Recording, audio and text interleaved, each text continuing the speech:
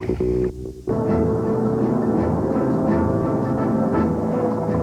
security at Area 51 is formidable.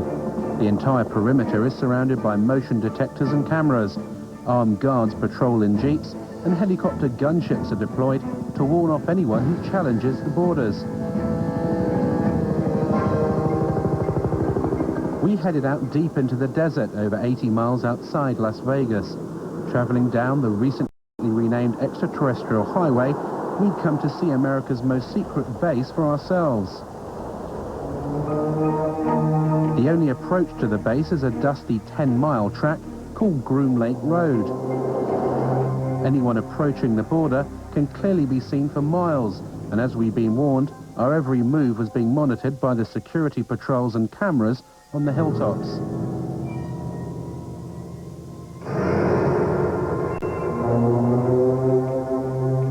This is as far as you can come to go to the Groom Lake base. It actually says on these signs that use of deadly force is authorized. There are security patrols all over these hills. They've been watching us for the best part of the last hour. There are motion sensors, security cameras, and if I did walk over this line, I would be immediately arrested, taken to the guardhouse, and interrogated for anything up to a week.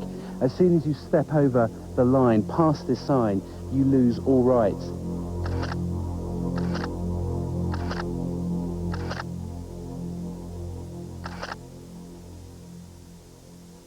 What's amazing to me, Glenn, is that the entrance here is so unassuming. They've got this rickety sign saying use of deadly force authorized, but you literally could, if you didn't know what you were doing, you just carry on straight into the base.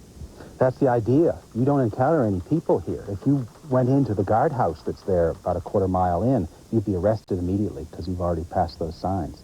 They don't want to answer any questions, so they don't put any people in vulnerable positions. And as you come off the highway up there, the extraterrestrial highway, there's no sign saying Groom Lake. There's nothing, is there? No, I've put up a secret base sign up there occasionally. Secret base this way, but it doesn't stay up for very long. And on foot or in car, this is as close as you can get to Groom Lake, isn't it? This is physically as close as you can get. Unfortunately, you can't see anything from here at all. How far are we actually away from the base? We're about 13 miles northeast of the base right now. Right. And if we continued up this road, if we drove into the base now past the signs, we'd be arrested? If you drove beyond here 20 feet, you'd be intercepted. As night fell and determined to see the secret facility, we headed for Tikaboo Peak, which overlooks the base 7,000 feet above the desert. At our base camp, I talked to Glenn Campbell, who founded the Area 51 Research Center in Rachel and who produces the Groom Lake Desert Rat newsletter. He gave up a successful career in computers to devote his life to uncovering the truths of Dreamland. This is a large facility as big as the state of Connecticut. It's got lots of unknown, unexplored areas that you could store anything you want. Area 51 is only the best known secret base of a vast complex. They could house a lot of different things we don't know about. But there's actually no fencing, is there? Yet they know when you cross that line. It's simply marked by orange posts every few hundred feet. It's easy to wander across this line, but as soon as you do, they're going to detect you and they'll be right on you. This is a very harsh military border. It's not a place for tourists. Military has never said there are no UFOs. It's never directly denied any of the Area 51 stories. It would have been so simple when these claims came out, these Papoose Lake claims, for the military to simply say, look, we have nothing there. They could take a few reporters to this area and show them nothing there. The military hasn't done it. The military has stonewalled. It has remained silent. And that's the most damning thing that they can do. At 3 a.m. we started our final ascent of Tikaboo. We needed to reach the summit before daybreak in order to see the base lit up for its nighttime test flights. Even at night, the roar of the jet shattered the silence of the desert.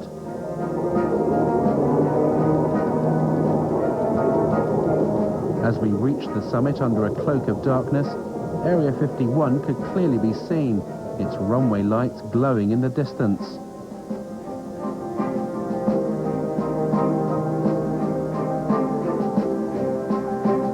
After trekking for several hours, we finally set up camp here, some 7,000 feet up. And since the crack of dawn, we've been watching non-existent flights, ferrying non-existent personnel to this non-existent base. Tikaboo Peak is the last safe vantage point where you can clearly see dreamland. But how long before this too is claimed by the military?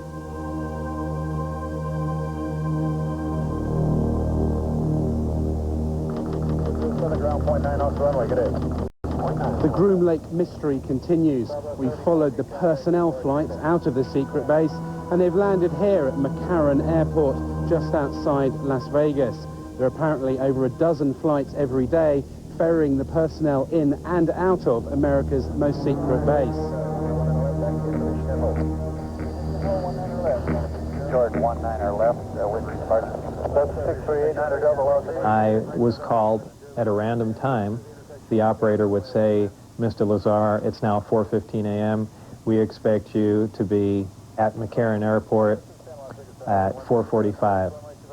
Your plane will be leaving at such and such time. I'd drive there, check in, board the plane, and the plane would fly out to Groom Lake.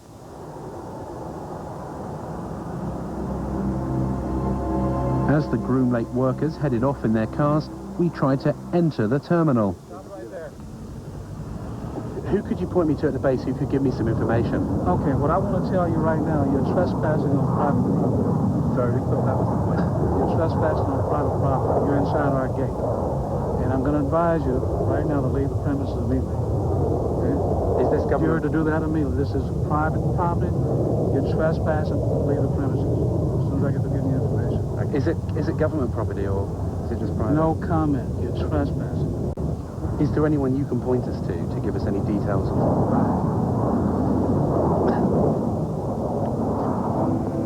As we were ejected from the airport, yet another Janet flight left for Groom Lake. 737, wind calm, runway 1 and left, Liberty Golf. 19 left, early left. Roger, early left turn to 150, fuel south, sunset. Janet 3, Janet 605, cross.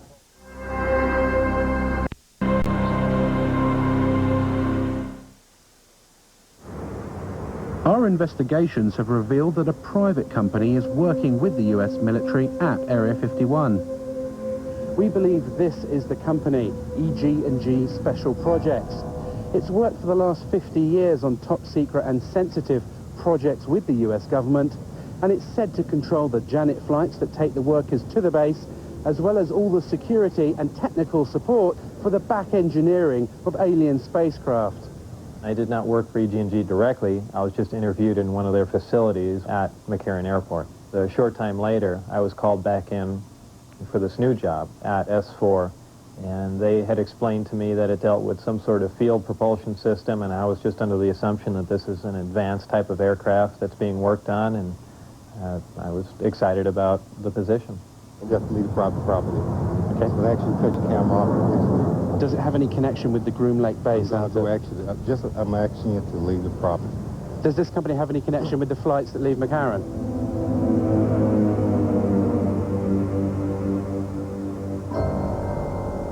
EG&G has been the central civilian contractor for Groom Lake basically since the beginning.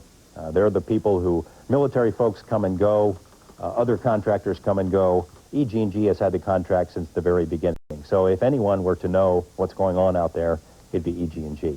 They're not talking. We phoned EG&G to clarify what their role is at the base, but they would only confirm that the company is working on several classified Department of Defense contracts at various remote locations in Nevada. They would not comment on the exact nature of the work, but did state that it was connected with EMP, electromagnetic propulsion.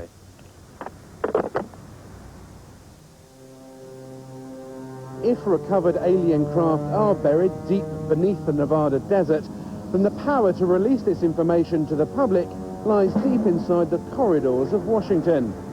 As an intelligence insider said to me, the problem isn't obtaining the information, it's handling the truth.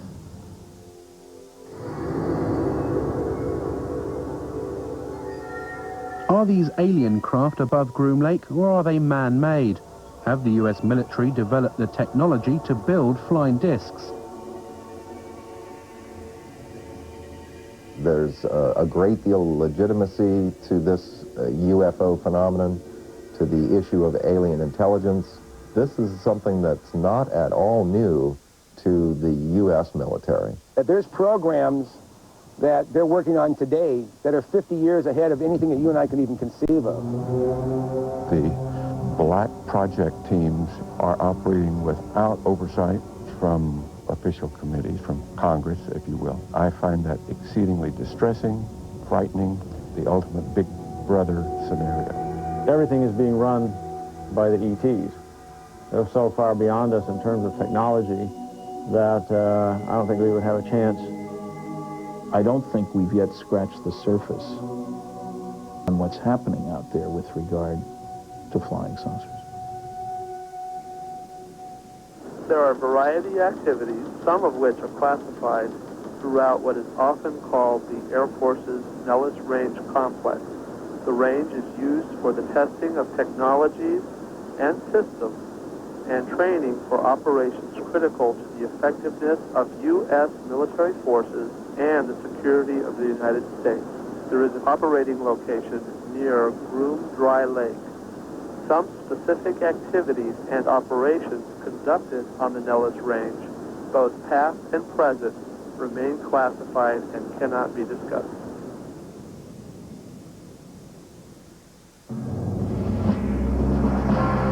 Coming up, is the U.S. military conducting... TLC knows too much. So we're watching Alien Invasion Week on TLC. Previously on Alien Secrets. Have UFOs crashed on Earth? Have we made alien contact? The Groom Lake test site, also known as Area 51 or Dreamland, has been home to US stealth projects since the Second World War. However, in recent years, a more disturbing story has emerged, and that is that the government is back engineering recovered alien spacecraft. What's amazing to me, Glenn, is that the entrance here is so unassuming. They've got this rickety sign saying use of deadly force authorized, but you literally could, if you didn't know what you were doing, you just carry on straight into the base. You're trespassing on private property. You're inside our gate. And I'm going to advise you right now to leave the premises immediately. If recovered alien craft are buried deep beneath the Nevada desert, then the power to release this information to the public lies deep inside the corridors of Washington. As an intelligence insider said to me, the problem isn't obtaining the information, it's handling the truth. I don't think we've yet scratched the surface on what's happening out there with regard to flying saucers.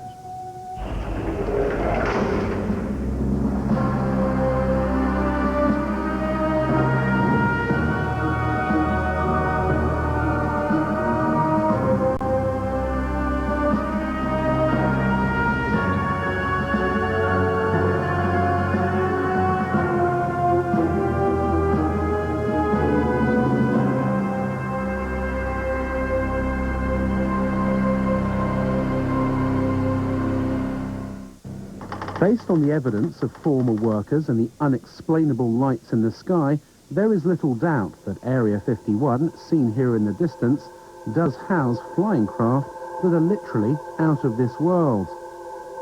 If recovered alien spacecraft and bodies have been taken to this remote location since the 1950s, could a secret of this size be kept under wraps for so long? And if so, who's keeping it? We're dealing with a cosmic Watergate. That means that some few people within the governments of the United States, Canada, Britain, and undoubtedly other countries have known since July 1947, when at least 2 crashed flying saucers and several alien bodies were recovered in New Mexico, that indeed some UFOs are extraterrestrial spacecraft. Since Project Blue Book closed down in 1969, there was no official interest in this subject.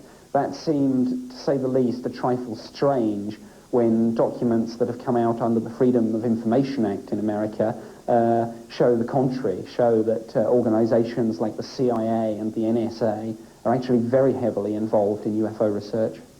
There's a relatively small number of people within the intelligence, military intelligence and scientific and technical intelligence community who are aware of what's going on, and an even smaller group who are actually organizing top secret research into this phenomenon.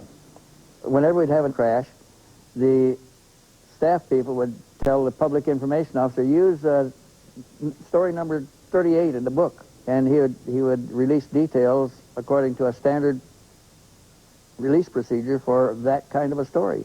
And they never told the truth, because that was always classified information. The government is fighting tooth and nail. It will not reveal any kind of information about that base, and as a result, workers, people who helped win the Cold War, who dedicated their lives to these secret programs, kept their mouths shut for all these years, are dying because of exposure to toxic materials that the government refuses to acknowledge exist out there, because they refuse to acknowledge the base itself. If it is already explained, there's nothing exciting, why can't people talk about it? Presenting Cosmic Journey. One of the most revealing glimpses of just what the Pentagon knew about the existence of crash saucers and alien contact came in 1989 with the development of a top-secret project codenamed Cosmic Journey.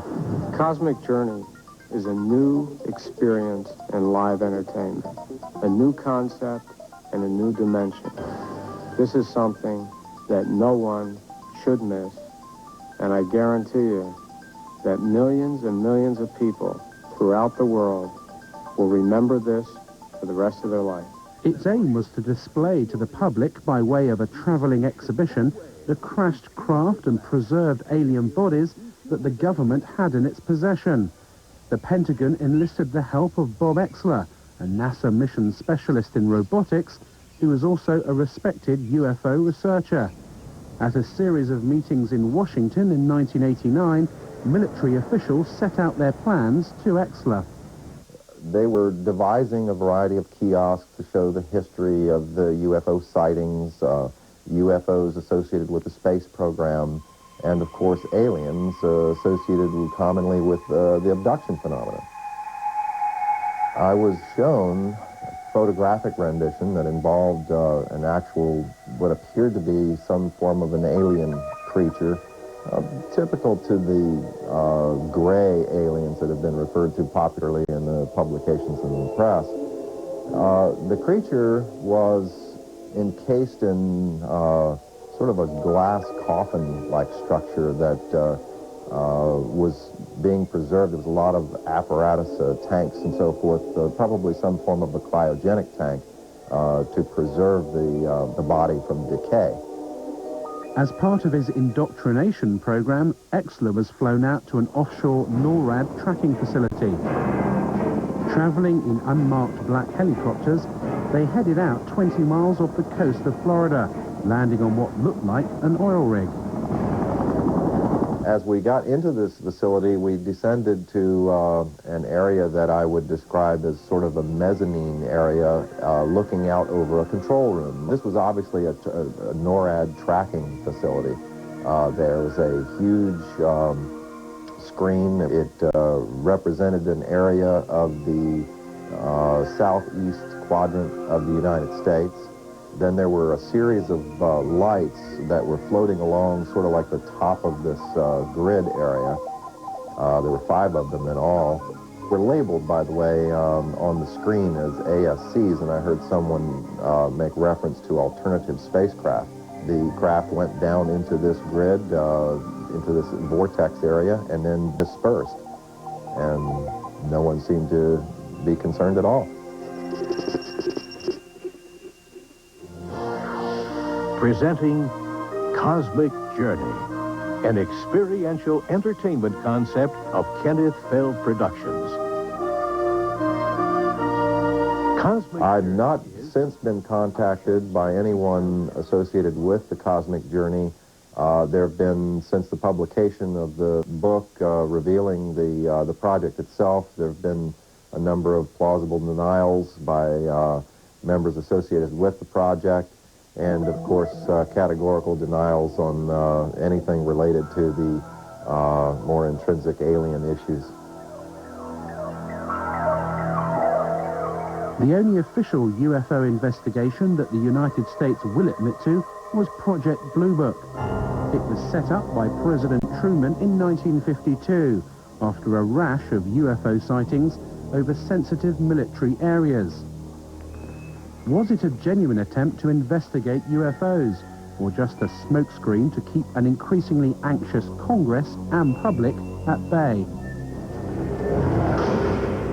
The public was told everything's under control. Sign, grudge. Blue Book, that is the organization that's doing the UFO thing. We have access to the finest scientists. There was a whole bunch of malarkey that went along with that. It was set up as a public information office to answer the questions on the UFO phenomena for the public. And their case information, their files, were sent down from upstairs, from where my office was, where my desk was. Usually cases that could be explained away, and those were used as sample cases in dealing with the public. Anything classified above confidential stayed upstairs and even went higher and never came into the purview of Blue Book at all.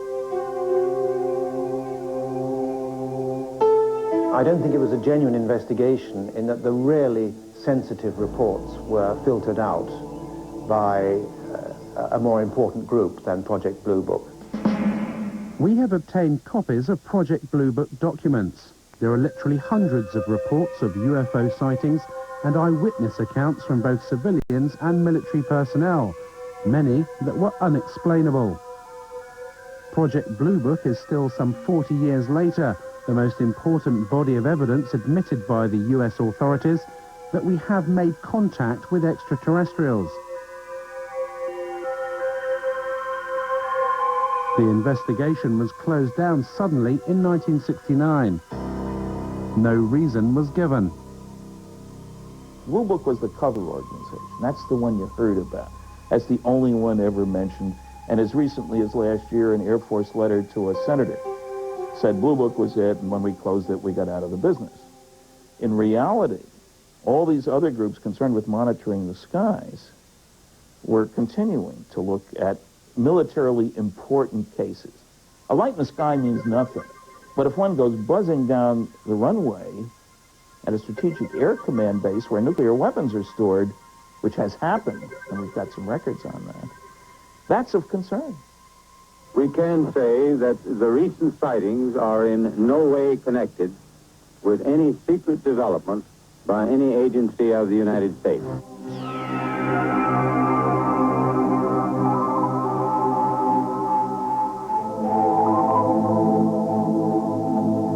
You can go and look through the Project Blue Book records and find numerous sightings which have been, quote, explained. And you go and look at the explanation and you find the explanation does not fit the description by the witness or witnesses.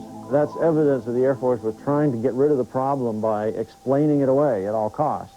The evidence seems to suggest that the United States government is still investigating UFOs. The question is, who's in charge? Both the NSA, FBI and the CIA deny any responsibility. Because all information regarding extraterrestrials is handled as SCI, sensitive compartmentalized information, even the President of the United States in the White House behind me may not know the whole story. Who's in charge? Is it the President? Is it the Air Force? I'm convinced that we still have an analog with Majestic 12. A group of outstanding people, intelligence community primarily, and some technological people are running the show. Presidents come and go. The intelligence agencies go on forever. To the best of my knowledge, there is no official UFO investigation unit operated by the United States government. However, unofficially, the records show that the Defense Intelligence Agency, through its Defense Attaché system, has a remit to report on UFO incidents worldwide, and that's easily provable, despite the fact that the DIA maintains they have no interest at all in the subject. I tried during my 3-year tour of duty to establish contact with an opposite number in the United States. I made repeated attempts to do that, but consistently drew a blank. I was told that since Project Blue Book closed down in 1969, there was no official interest in this subject.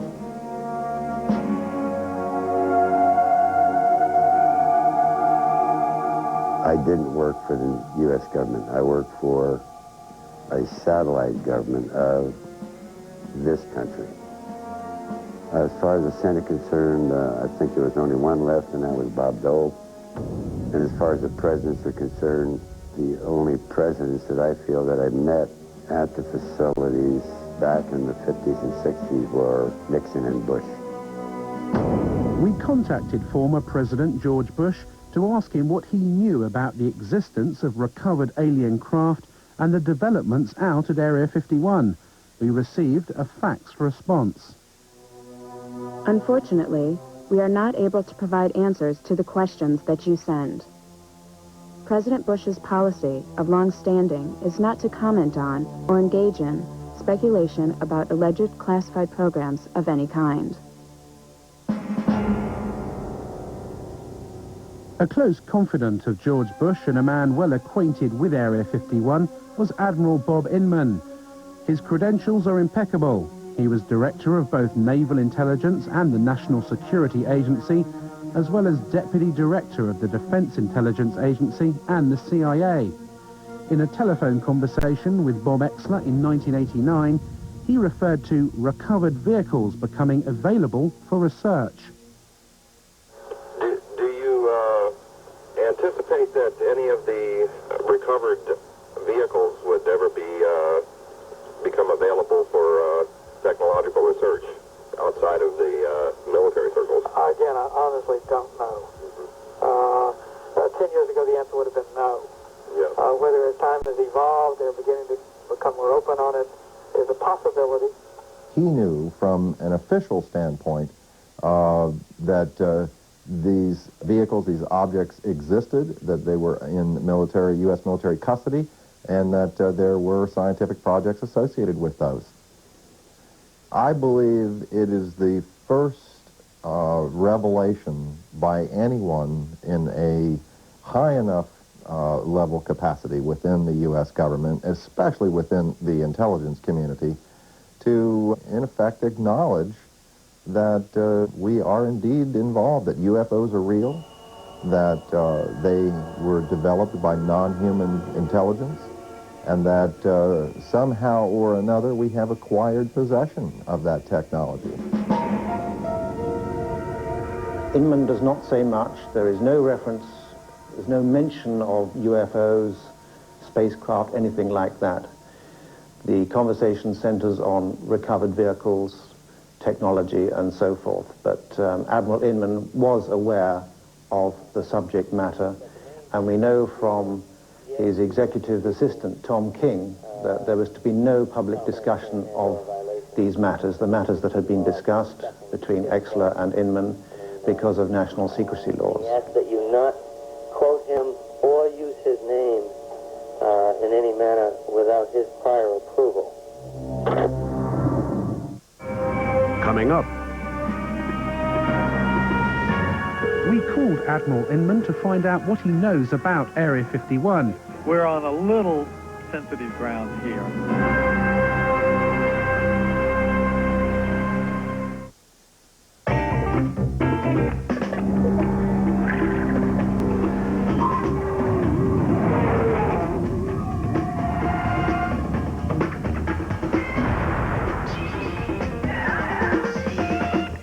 It's smart time on the 97 Mazda Miata. Lease for $199. Add rockin' sound on the lease Blast 2. Have your hair blow dried on the lease Flies 2. Hug the road on the sky on the lease Sails 2. Have the summer of your life and you get the idea. Now, get the passion of the Mazda Miata. Welcome to your room. Here is your sleeping area. And this is a place for you to eat and relax. And around this corner, excusez-moi, this is your work area. For about the same price, Residence Inn has all the places ordinary hotels say they do. And this is your exercise area. We just put them in different places. Residence Inn by Marriott. Room to relax, room to work, room to breathe.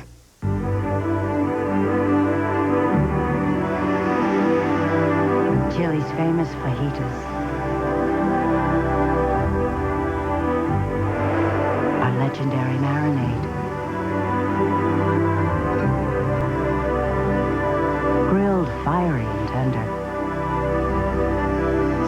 special happens with every order. They're guaranteed to capture your attention and your appetite. Ooh, this looks like a good spot. Telling you, no such thing as UFOs. Come on, we might see one. Ah, alien! Very funny. UFOs. Ah! What? What is it? Oh my gosh! Don't move. Where would I go? How do you... Where's the Ericsson cellular phone? Here, call. Hello? Ericsson cellular phones when life gets a little wild. Honey, they want to know where we're calling from. You want a highly reliable Ericsson cellular phone. Is there anyone else out there? Open up to the unknown as the Learning Channel launches an alien invasion. That makes no sense to me. Listen in on attempts to contact other planets and hear the stories. I really started to panic. Get ready for Alien Invasion Week. Continuing all week at 9 on TLC. Adventures for your mind. To find out all about Alien Invasion Week, call 1-888-TLC for UFOs. So you're building that deck with Time Life to help you along. You might want to add some built-in benches. Page 50. How about a brick patio? Guaranteed weed-proof. And a lot easier on your checkbook than some contractor would be. Now with Home Repair, you get 2 books for $2. Order decks, porches, and patios for just $1.99 and get kitchens free. Those new countertops sure look good, and doing it yourself probably saved a bundle. So you could do that built-in recycling bin she wanted. Step by step, Time Life makes it easy. With Home Repair, you get professional results at do-it-yourself prices. Use your credit card to order decks for just $1.99 and get kitchens free. Home Repair makes you a real hero around the house. So why don't you give them a call? They'd probably love to hear from you. Call 1-800-761-3838 to get 2 books for only $2. Use your credit card to order decks, porches, and patios, and you'll get kitchens free. Or send check or money order for $1.99 plus $3.95 shipping to the address on your screen.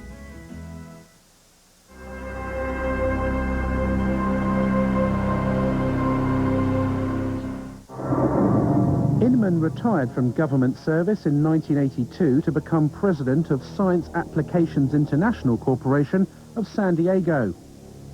Interestingly, one of the company's primary areas of research is into gravitational propulsion systems, the same method of propulsion of flying discs that Bob Lazar worked on at Area 51.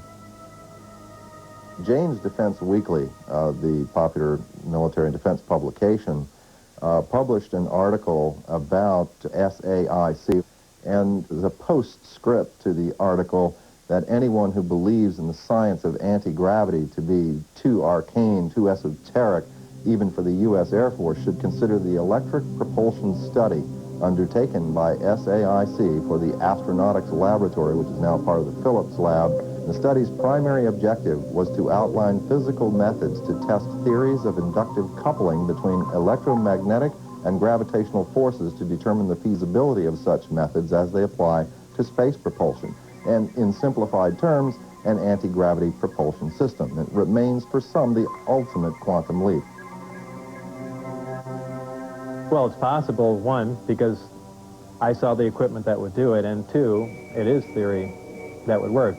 Gravity distorts time, and like I said, that's not a theory. We know that to be true. And if you're bending space and time along with it, when you wind back up in that place, you're there between the ticks of a clock.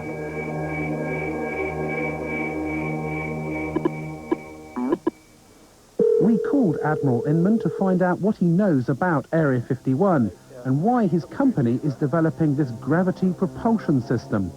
Let me get right to the point that you're after. Yep. I had occasion in several different jobs to ask the question, was there any credible evidence? When I was the vice director of the Defense Intelligence Agency, the National Security Agency, the Central Intelligence Agency, I inquired at each of the 3 places at different times, do you have any credible evidence that would support the existence of UFO or, aliens? Yep. And the answer was always no. Jane's wrote an article in which it mentioned Science Applications International, and it referred to some of the development it was working on as the ultimate quantum leap, exotic, shall we say, gravity propulsion systems. What exactly are those, and what are they used for flying craft? I'm pausing because I want to make sure I don't overstate the case. Right. We're on a little sensitive ground here.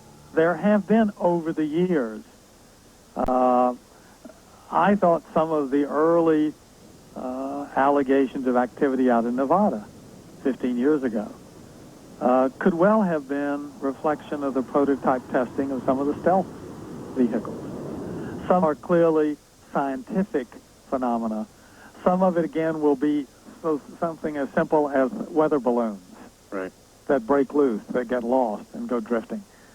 But there probably is some of it that is directly related to testing of late 20th century, early 21st century military technology related partly to reconnaissance in some cases and others to, attack aircraft.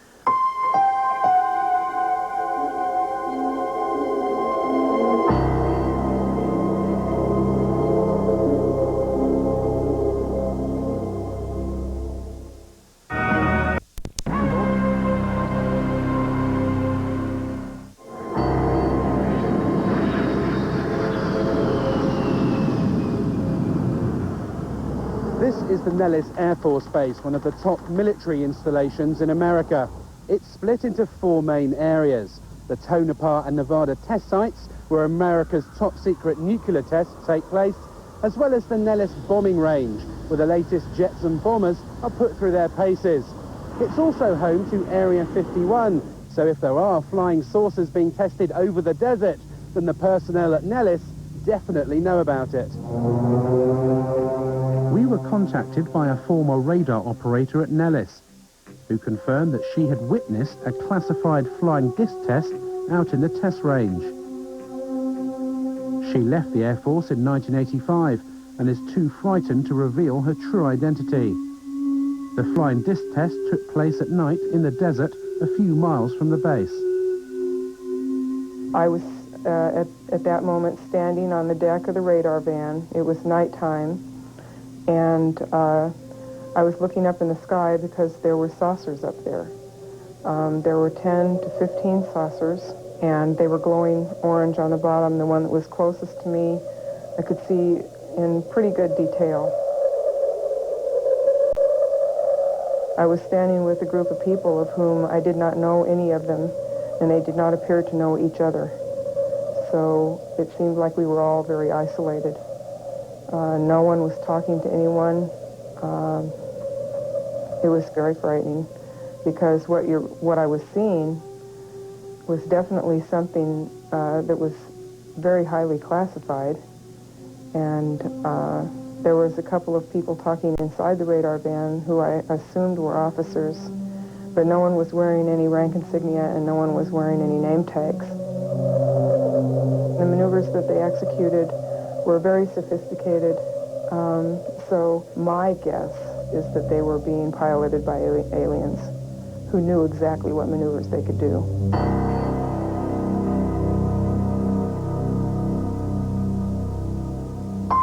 As part of the test, she's taken to what she believes was Area 51. We were taken to a medical facility that was very sophisticated.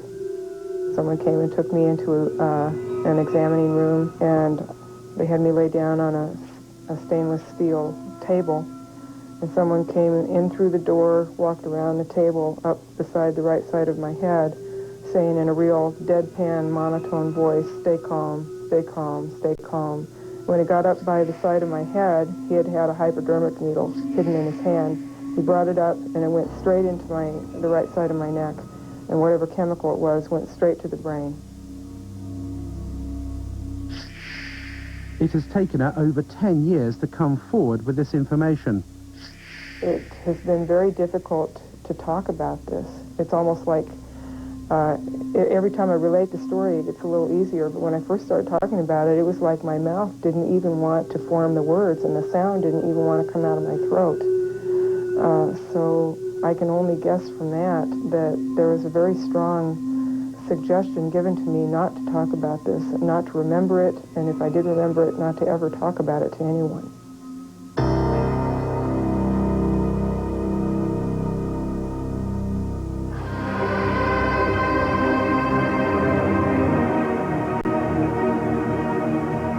As recently as 10 years ago, this Lockheed A-12, which flew out of Groom Lake, was still one of the US Air Force's most top-secret military aircraft. If you'd seen it in the skies at night, you may be forgiven for thinking you'd just seen a UFO. So how many of the hundreds of thousands of UFO sightings every year are nothing more than military aircraft? And is the great secret of Groom Lake just a 21st century descendant of this airplane?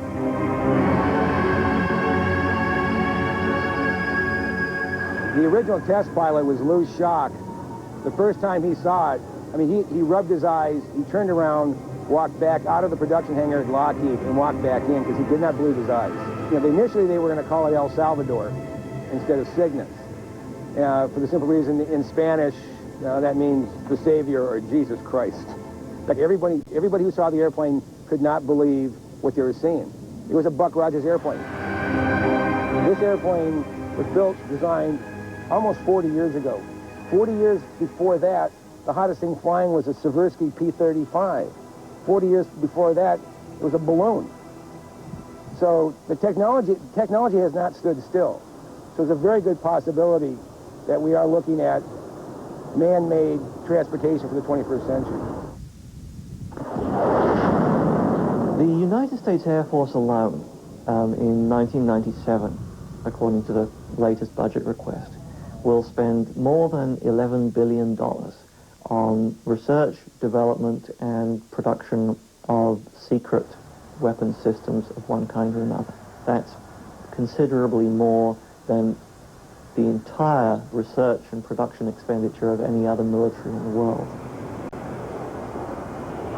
I am very distressed that the black project teams are operating without oversight from official committees, from Congress, if you will, from public oversight, with black budgets that no one knows where it's going or what it's being used for.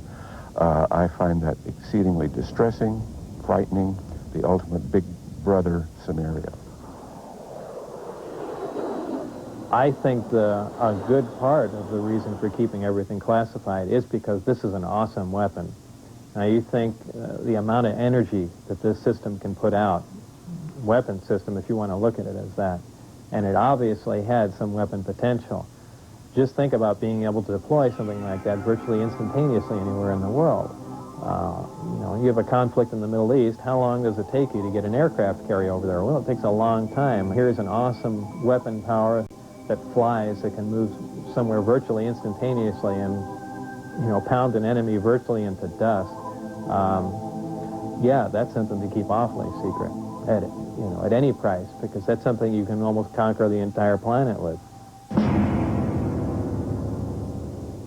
I'm convinced that human beings are building disc-shaped craft. In fact, it was reported that by 1960, the U.S. military had already developed a disc that could operate silently.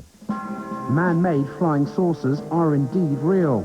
This is the Avrocar, which was launched in total secrecy in 1955, less than 10 years after alien saucers were allegedly recovered from Roswell, New Mexico. A CIA memorandum in 1955 stated that the Avrocar was based on research developed by German scientists in World War II. We have obtained the only film ever taken of the first top-secret test flights in Canada in 1960. Why was the military test-flying saucer-shaped flying craft in the 1950s, when Project Blue Book denied they existed? Was it a cover to hide the real alien saucers being tested out at Area 51? Like Project Blue Book, the Avrocar was scrapped suddenly in the late 60s after millions of dollars were spent. No reason was given. More recently, the Lockheed Skunk Works in Palmdale, California, unveiled Project Dark Star, an unmanned aerial reconnaissance vehicle. Seen in hangars or in the skies, it is a UFO. I think it's time that you get a look at the newest star in the world of airborne reconnaissance. Ladies and gentlemen, I present Dark Star.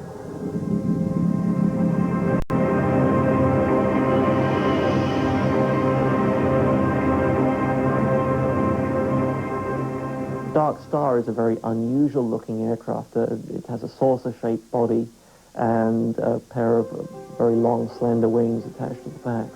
Like many stealth aircraft, including the B-2, its appearance varies drastically according to what angle you see it from. If, for example, you see the aircraft kind of edgeways on, you might well think that this was something totally foreign, totally unlike any conventional aircraft, and certainly much more like what people have described as flying saucers. I think it's quite possible that some of the things that are being developed in the United States today are of such a revolutionary nature and still very secret that when they are seen from time to time, as things inevitably do get seen when they're tested, that they could be mistaken for what people think are UFOs. At any given time, of course, the technology that we have is 5 or 10 years more advanced than the technology that is on public display. But these sorts of things do not fly over the heads of bewildered members of the public. They fly exclusively in very clearly defined ranges and danger areas. So the sorts of things that are being reported as UFOs will not be ours. In September of 1947, the Air Force wrote to J. Edgar Hoover a letter saying we've checked all of our research projects, etc., you know, to be not just the Air Force, but the Navy and the Army, everybody, and we have nothing that could create these flying disc sightings.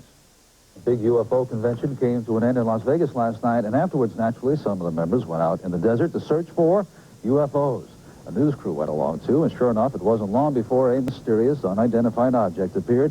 Not too surprising, somewhere up there, you see it, because this patch of desert is right near a military test site. This looked like no aircraft lights that any of these folks had ever seen.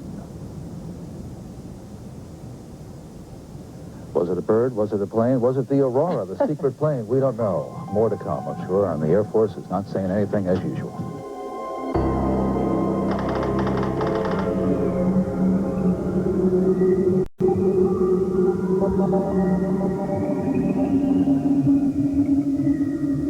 If UFOs are man-made craft, how do you explain the tens of thousands of cases of reported alien abductions every year? In 1975, 7 loggers were heading home after a day in the forest to Sholo, Arizona, and came across a bright light in the trees in the distance. Driving closer, they could clearly make out the shape of a flying saucer, which was lighting up the forest around them. Mike Rogers and Travis Walton were in the truck. Stop, Mike! Stop the truck! It had lighted spots on it and was basically metallic, had a metallic framework.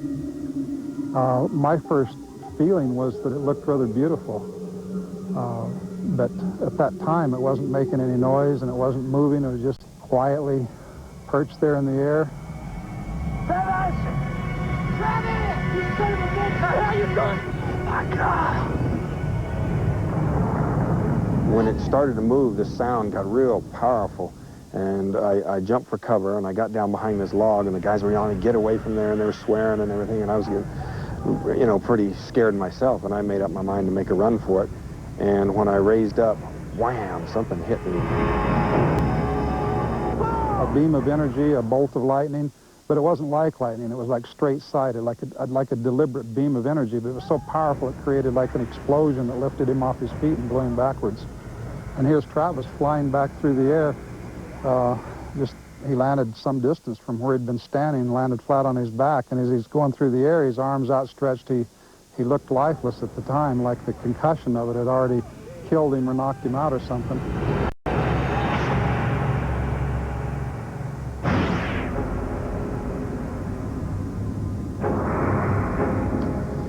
Well, I could hear the sounds of movement around me, and I had trouble focusing my eyes at first. I saw there was a light above me, and the ceiling was very close. I could feel I was laying on top of some hard raised surface. But when I finally got where I could focus my eyes, and I saw these creatures standing over me, I just flipped out. I just instantly became hysterical. I started screaming. I was definitely not in a hospital.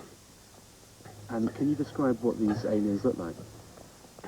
Well, they were basically humanoid, you know, 2 arms, 2 legs, like that. But they had very large heads, no hair, huge eyes, sort of a pale grayish-white skin, and they were wearing coveralls, a kind of a brownish coverall. After spending what Travis remembers to be an hour or 2 inside the craft, the aliens put a mask over his face and he awoke in the middle of the road with the craft above him. He'd been missing for 5 days. What do you say to people who say, you know, these 7 loggers in the woods have just made this whole story up?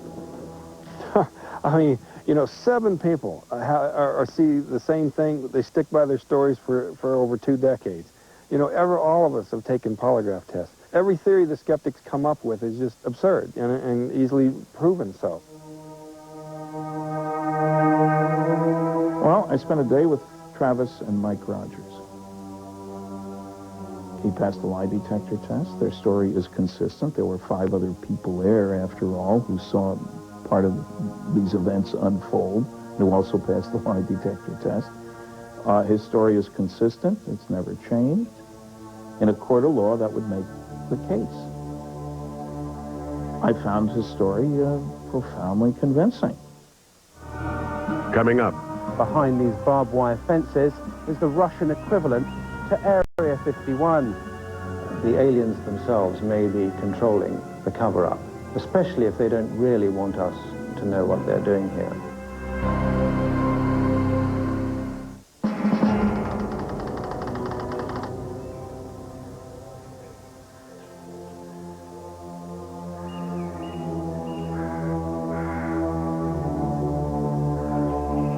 This is the Saratov Air Base, 200 miles outside Moscow. Behind these barbed wire fences is the Russian equivalent to Area 51. If you thought only the US government had flying disc technology, then you'd be wrong. The Russians have been working on a secret project codenamed Taryelka since the Second World War. Security here is unprecedented, and this perimeter fence is as close as we've been able to get to the base. We did secure some footage of the flying disc in the hangar. The code name for the project is EG&G, and it has been designed for humans to fly.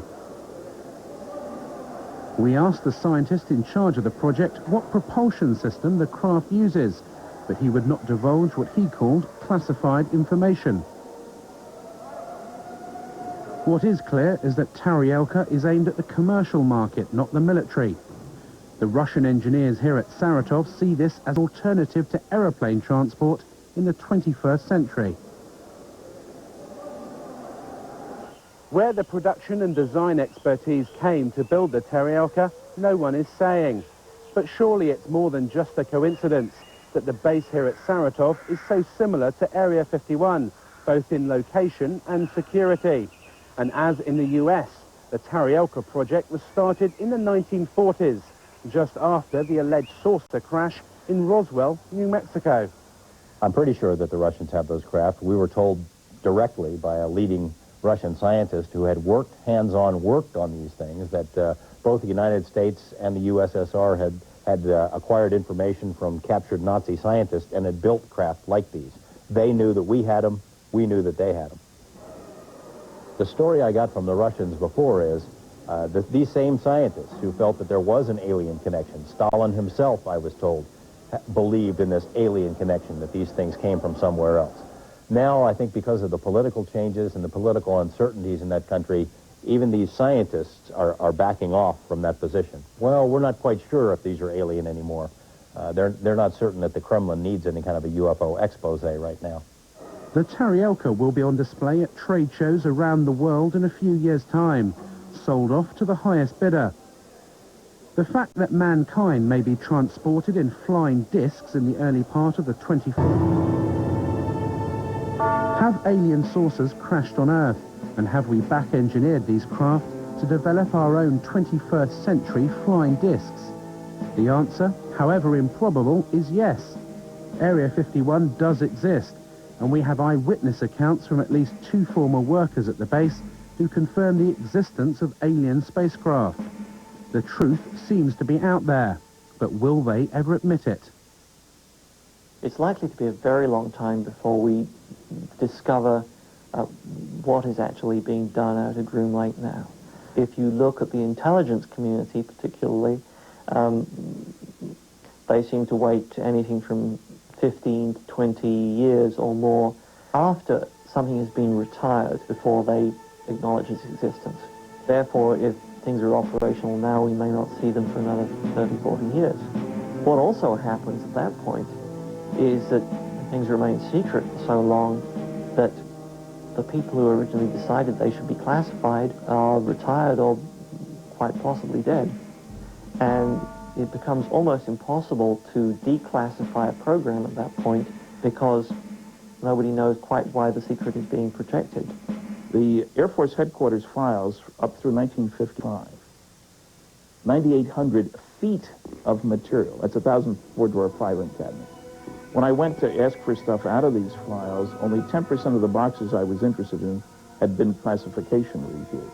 And in those boxes, there were withdrawal sheets all over the place. So secrets can be kept. They are being kept. One way that they're being kept is the naivete of the people who think, yeah, if this was going on, I would know about it.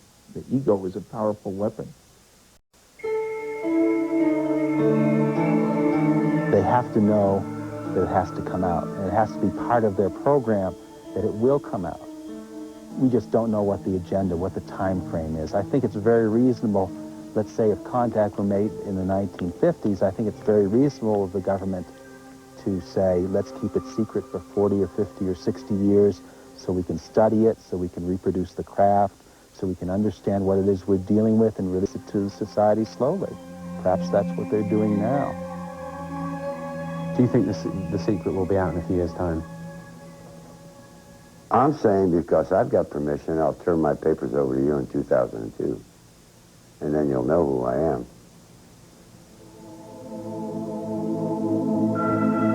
It's my impression that eventually there will be a weight of evidence so massive that society will admit that they are here, and at which point the government will have to admit that they've known a lot more than they've said all along.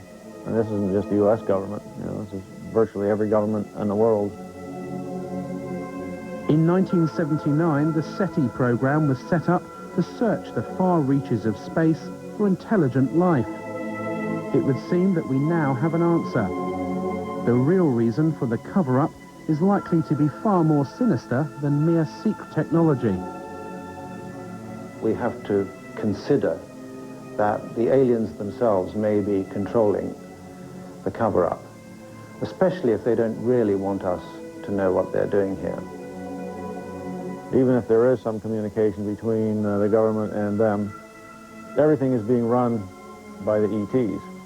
They're so far beyond us in terms of technology that I don't think we would have a chance.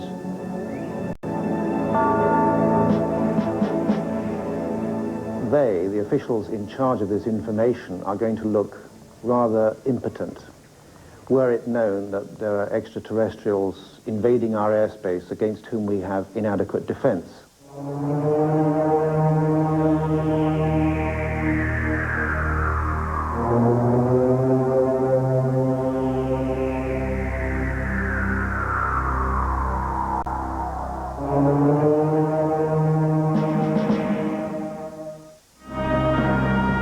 Coming up, as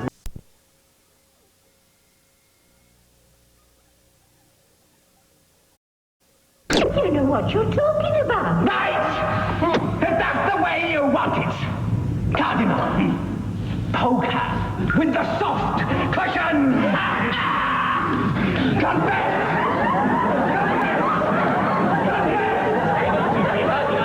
Have you got all the stuffing up on end? Yes, Lord.